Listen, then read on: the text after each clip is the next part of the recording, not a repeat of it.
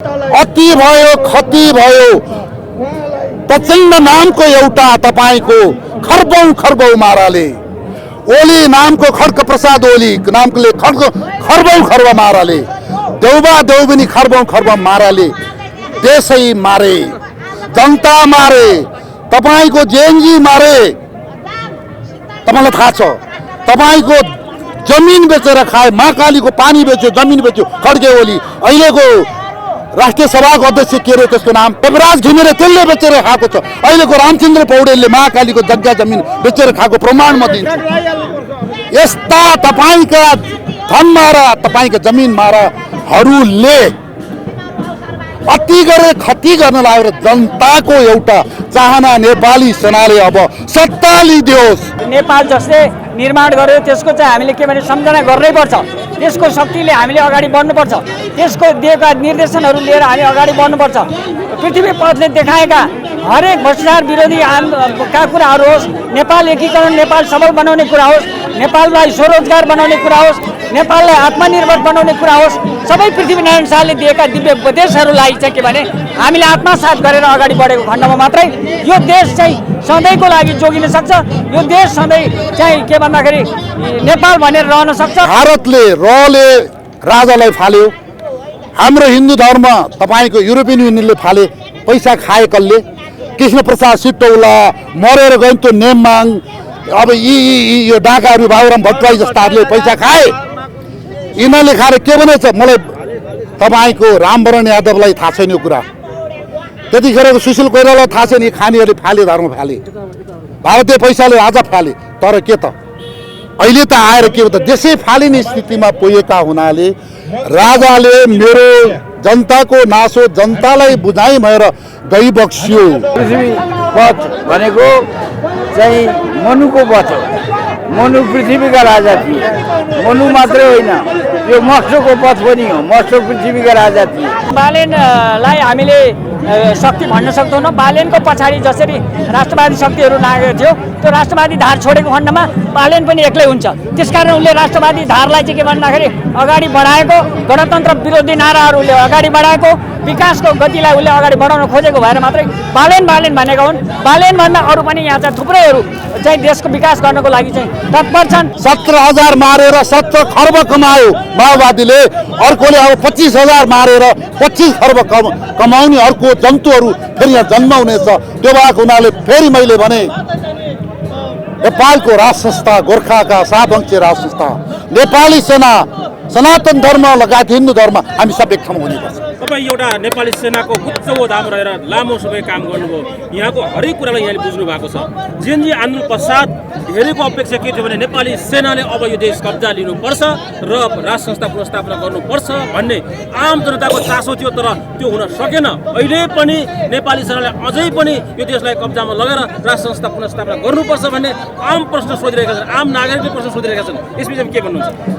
सबैभन्दा पहिला म नेपाली सेनाको जनरल भए तापनि मभन्दा देशभक्त नेपाली सेनाका रिटायर्ड बन्दोबस्त कार्य सिपाही हलदार साहब, नायक साहब, जमदार साहब, सुब्दार साहब, लेफ्टिनेन्ट साहबहरू थुप्रै हुनुहुन्छ। यहाँ मभन्दा अब्बल हुनुहुन्छ, मभन्दा देशलाई माया गर्ने हुनुहुन्छ।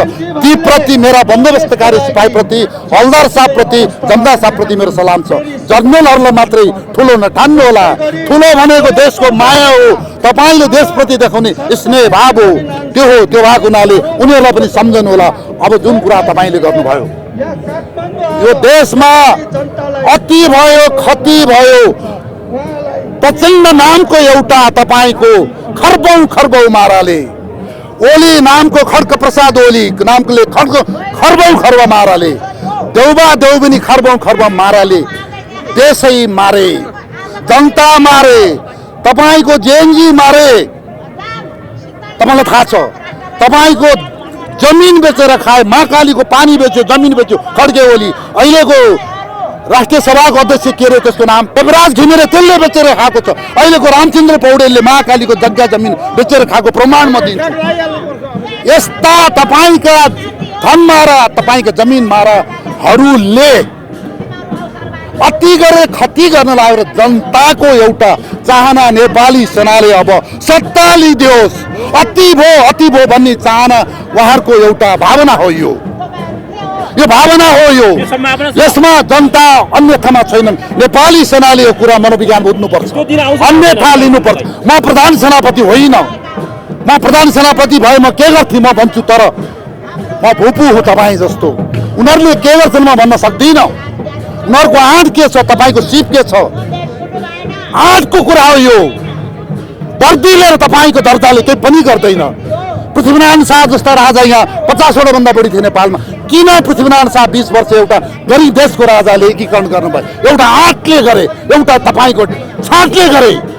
त्यो भएको हुनाले तपाईँहरूले प्रधान सेनापतिले के गर्छन्, जर्नलले गर्ने कुरा मलाई नसोध्नु होला। जस्तै हिजो राजा ज्ञानेन्द्र शाहले एउटा वक्तव्य जारी गर्नुभयो अथवा भिडियो सन्देश जारी गर्नुभयो, जसमा पहिला देश नबनेकोमा चिन्ता थियो, अब देश नबस्ने चिन्ता छ भन्नुभयो। सच्चै भने जस्तै एकदम सही कुरा हो। उहाँले तपाईँको भारतले रले राजालाई फाल्यो, हाम्रो हिन्दू धर्म तपाईँको युरोपियन युनियनले फाले। पैसा खाए कसले? कृष्ण प्रसाद सिटौला मरेर गयो त्यो नेममाङ, अब यो डाकाहरू बाबुराम भट्टराई जस्ताहरूले पैसा खाए। यिनीहरूले खाएर के भनेछ मलाई तपाईँको रामवरण यादवलाई थाहा छैन यो कुरा, त्यतिखेरको सुशील कोइरालालाई थाहा छैन। यी खानीहरूले फाले, धर्म फाले, भारतीय पैसाले राजा फाले। तर के त अहिले त आएर के हो त, देशै फालिने स्थितिमा पुगेका हुनाले राजाले मेरो जनताको नासो जनतालाई बुझाइ भएर गइबक्स्यो। अब त्यो बेला आयो, जनताको नासो लिने प्रचण्डे, जनताको नासो लिने शेरदेउबा र जनताको नासो लिने खड्गे ओली, यिनीहरूले देश खाए। यतिखेर महाराजले बोलिबक्सेको, महाराज ज्ञानेन्द्र सरकारले बोलिबक्सेको समय सान्दर्भिक छ। अझै उहाँ असर्टी भएर जनताको सामु आउनुपर्छ। अब त उहाँको वक्तव्यले मात्रै, अब तपाईँको त्यो विज्ञप्तिले मात्रै हुँदैन, जनता ओर्लिन्छन्। तर महाराज यी पापी पाखण्डी यो प्रचण्ड यो शेर यो खड्गेलाई क्षमा दिबक्सेलाई कुपात्रहरूलाई सबैलाई मिलाएर एक बनाएर हाम्रो मुस्लिम हिन्दू तपाईँको चाहिँ यो बौद्धिस्ट सबैलाई एक बनाएर लैबक्सेला। र अब ढिला नगरौँ र विशेष गरेर नेपालका भूपू सैनिकहरू मेरो विनम्र अनुरोध छ, अब धेरै नकुरौँ, देश खत्म भइसक्यो। पृथ्वीनारायण शाह भनेको यो राष्ट्रको निर्माता मात्रै होइन, हाम्रो भाषा संस्कृति, हाम्रो संस्कार, हाम्रो सम्पूर्ण सभ्यता, त्यो सबैको एक प्रकारले चाहिँ नि देशको शासन व्यवस्थादेखि लिएर परराष्ट्र नीतिसम्म पनि दीर्घकालीन रूपमा नेपालमा चाहिँ पृथ्वीनारायण शाहकै नामबाट चलेको थियो। र फेरि बिचमा या पश्चिमाहरूको चाहिँ नि षड्यन्त्रले त्यो कमजोर हुन गएको हुनाले अहिले फेरि महाराज ज्ञानेन्द्रले पृथ्वी पथको आह्वान गरेका छन्। र पृथ्वी पथ भनेको के हो? पृथ्वी पथ भनेको पृथ्वीनारायण शाहले निर्धारण गरेको विचारधारा हो, जसमा राष्ट्रलाई तरुण जस्तो बढाउँदै लैजाने नेपाल राष्ट्रलाई। नेपाल राष्ट्र भनेको यो महादेवको राज्य हो र महादेवले ब्रह्माण्डमाथि शासन गरेका थिए। ब्रह्माण्डसम्म नेपाललाई विस्तार गर्ने विचारधाराको नाम हो पृथ्वी पथ। र मनुको पथ पनि यही हो। मनु स्मृति, मनु धर्म, मनुको भावना सबलाई यसले चाहिँ पृथ्वी पथले समातेको छ। र पृथ्वी पथ भनेको चाहिँ मनुको पथ हो। मनु पृथ्वीका राजा थिए। मनु मात्रै होइन, यो मस्टको पथ पनि हो। मस्ट पृथ्वीका राजा थिए र पृथ्वीमाथि राज्य मात्र गर्ने होइन, पृथ्वीमा कुनै प्रकारको धर्म संस्कृति यदा धर्मस्य ग्लानिर्भवति हिन्दुस्तान भन्ने जुन विचारधारा छ त्यो पृथ्वी पथको विचारधारा हो। पृथ्वीनारायण शाहलाई सम्झिनु भनेको राष्ट्रलाई एउटा गौरवपूर्ण जातीय दिशा दिने कुरा हो र नेपाली राष्ट्रिय गौरवको दिशा, नेपाली राष्ट्र निर्माणको दिशा, नेपाली जातिलाई उसको गौरवलाई सम्झाउने दिशा हो। हामीले भावी सन्ततिहरूलाई पृथ्वी पथमा आऊ र पृथ्वीलाई ग्रहण गर, पृथ्वीनारायण शाहलाई ग्रहण गर, पृथ्वीनारायणको विचारलाई ग्रहण गर। पृथ्वीनारायण शाह भनेको कस्तो मान्छे हो?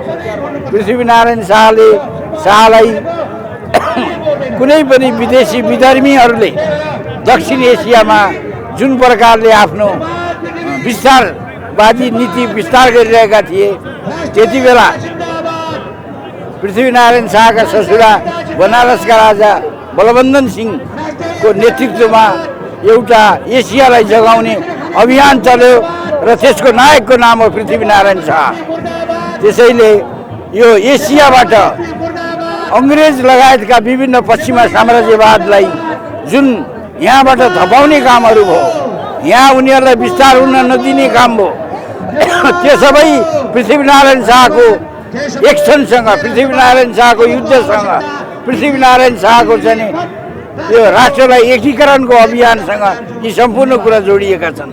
त्यसैले पृथ्वीनारायण शाहलाई अध्ययन गर्दाखेरि हामीले तत्कालीन परिस्थिति, विश्व साम्राज्यवादले, विश्वको उपनिवेशवादले सारा संसारका देशहरू खाने, लुट्ने, अपराध गरिरहेको बेलामा यो राष्ट्रलाई एकीकरण गरेर विभिन्न जातिका जनतालाई एक झन्डामा ल्याएर राष्ट्रलाई विदेशीहरूको कुकर्मी खुट्टाले कुल्चिन नदिने त्यस्तो खालको विचारधारा हो पृथ्वी पथ। पृथ्वीनारायण शाहको नामान्तर लिँदा पनि मान्छे पवित्र हुन्छ।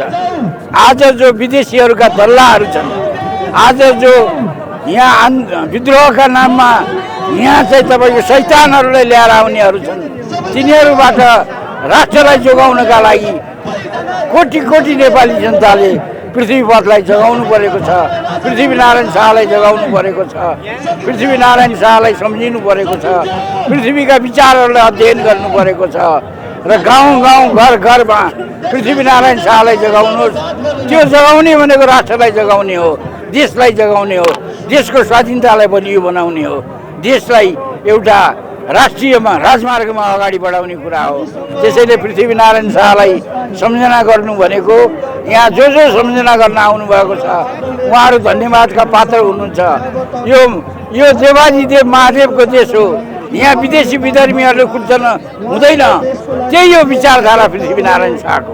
पृथ्वीनारायण शाह भनेको यो असली हिन्दुस्तान, नेपाललाई उहाँले भन्नुहुन्थ्यो यो असली हिन्दुस्तान हो, हिन्दूहरूको देश हो यो। हिन्दू भनेका शिव हुन्। शिव जुन नदी किनारमा बस्थे त्यो नदीको नाम हो सिन्धु। सिन्धुबाट हिन्दू भयो। कर्णाली नदीबाट यो सम्पूर्ण भएको छ। कर्णाली सभ्यताका संरक्षकमा नेपाल राष्ट्रको गोरखनाथको आशीर्वाद पाएर गोर्खाबाट उदय भएका महानायक पृथ्वीनारायण शाहलाई हामीले जति सम्झिन्छौँ, यो राष्ट्र मात्र होइन, हाम्रो धर्म मात्र होइन, हाम्रो संस्कृति मात्र होइन, हाम्रो सभ्यताको पनि संरक्षणमा हामीहरू अग्रसर भएको ठहरिन्छ। त्यसैले म जो पत्रकार साथीहरूले यहाँ मलाई पृथ्वीनारायण शाहबारे सोध्नु भएको छ, पृथ्वीनारायण शाहको बारेमा बोलेर एकै दिनमा साध्य हुँदैन, एक दुई घन्टामा साध्य हुँदैन। विशेष गरी आज पृथ्वी जयन्ती, पृथ्वीनारायण शाहलाई चाहिँ कसरी सम्झनुहुन्छ? पृथ्वीनारायण शाहले यो माटो जसरी रक्षा गरे, यो माटोलाई जसरी एकीकरण गरे, सबै 4 जात 36 वर्णको यो चाहिँ फुलबारी जसरी बनाए, आज हामी देखिरहेको छौँ सबै जातका फुलबारीहरू यहाँ चाहिँ आएर नाचिरहेका छन्। यो नाचाइ होइन, यो नेपालभरि चाहिँ नाच्नुपर्छ। हामी नेपाल जसले निर्माण गर्यो त्यसको चाहिँ हामीले के भने सम्झना गर्नै पर्छ। त्यसको शक्तिले हामीले अगाडि बढ्नुपर्छ। त्यसको दिएका निर्देशनहरू लिएर हामी अगाडि बढ्नुपर्छ। पृथ्वी पथले देखाएका हरेक भ्रष्टाचार विरोधी का कुराहरू होस्, नेपाल एकीकरण, नेपाल सबल बनाउने कुरा होस्, नेपाललाई स्वरोजगार बनाउने कुरा होस्, नेपाललाई आत्मनिर्भर बनाउने कुरा होस्, सबै पृथ्वीनारायण शाहले दिएका दिव्य उपदेशहरूलाई चाहिँ के भने हामीले आत्मसात गरेर अगाडि बढेको खण्डमा मात्रै यो देश चाहिँ सधैँको लागि जोगिन सक्छ।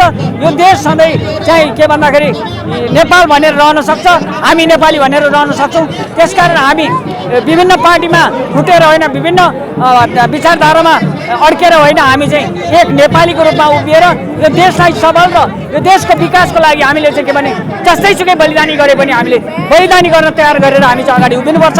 त्यो गरेको खण्डमा मात्र हामीले पृथ्वीनारायण शाहको वास्तविक रूपमा पृथ्वी शाहले दिएको दिव्य उपदेशलाई पालना गर्न सक्छौँ।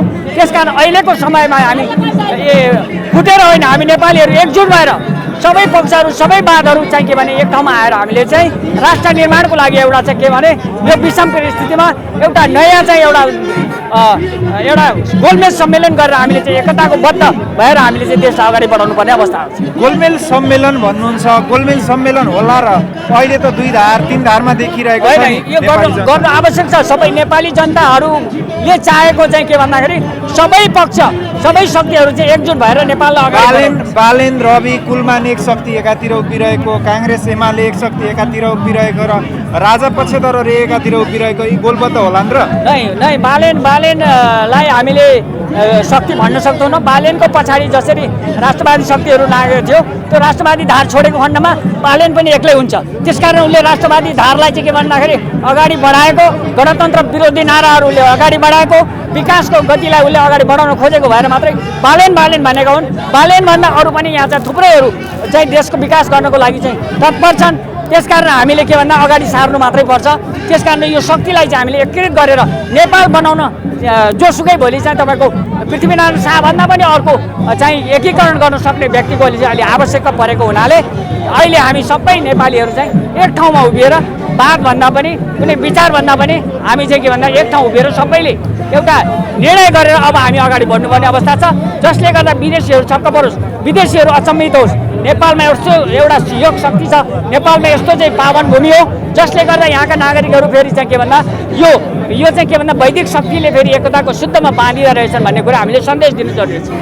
पृथ्वीनारायण शाहको पद, पृथ्वी पद भन्ने कुरा छ नि, यो पृथ्वी पद भनेको चाहिँ खासमा के हो? पृथ्वी पद भनेको नेपाल कसरी स्वाधीन हुन्छ, नेपाल कसरी चाहिँ एउटा चाहिँ आत्मनिर्भर हुन सक्छ, नेपालमा भ्रष्टाचार कसरी उन्मूलन हुन्छ, नेपालको शासन के हो, नेपालले विदेशी राष्ट्रहरूसँग गर्ने दौत्य सम्बन्ध के हो, नेपाल चाहिँ के भन्छ, हाम्रा नागरिकहरू चाहिँ कस्ता हुन्, हाम्रा नागरिकहरू गोर्खाली जस्ता हुन्, हाम्रा नागरिकहरू विश्व विजय गर्न शक्ति भएका नागरिक हुन् भन्ने सन्देश दिने चाहिँ के भने पृथ्वीनारायण शाहको सन्देश हो।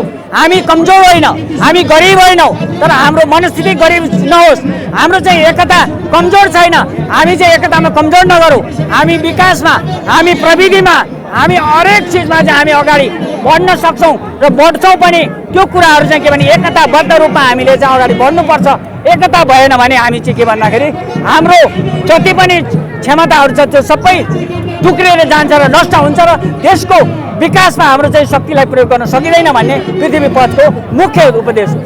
पृथ्वीनारायण शाहको अहिले चाहिँ विशेष आज जन्मोत्सव मनाइरहँदा भावी पुस्ताले चाहिँ यो जन्मोत्सवलाई कुन रूपमा मनाउनु पर्छ भन्न चाहनुहुन्छ? होइन, यसलाई चाहिँ एउटा नेपाल जसले बनायो त्यसलाई ऐतिहासिक रूपमा सबैलाई चाहिँ त्यसको त्यो उहाँले गरेको योगदानको बारेमा एउटा चाहिँ शिक्षाको रूपमा पनि दिनुपर्छ, सामाजिक शिक्षाको रूपमा दिनुपर्छ। जसले गर्दा देशमा चाहिँ यस्तो एउटा व्यक्ति जसले आफ्नो नागरिकहरूलाई चाहिँ संरक्षित बनाएर एउटा विश्वमा चाहिँ एउटा शक्ति सम्पन्न राष्ट्रको रूपमा चाहिँ त्यति बेला उभ्याएको थियो, विश्वको एउटा शक्तिको रूपमा राष्ट्रलाई उभ्याएको शक्ति आज चाहिँ के भने कमजोर भएर छेड भएको अवस्थामा हामीलाई के भन्दा पृथ्वी पथको सम्झना आउँछ। त्यसकारण हामी पृथ्वी पथमा जोडिएर सबै नागरिकहरू जोडिएर सबै शक्तिहरू जोडिएर के भन्दा अगाडि बढ्नुपर्छ। योभन्दा उपाय हाम्रो चाहिँ कुनै पनि विकल्प छैन। हामी नेपालीहरूको भविष्य र भाग्य यसैमा छ। धन्यवाद। समाजको आवाज.com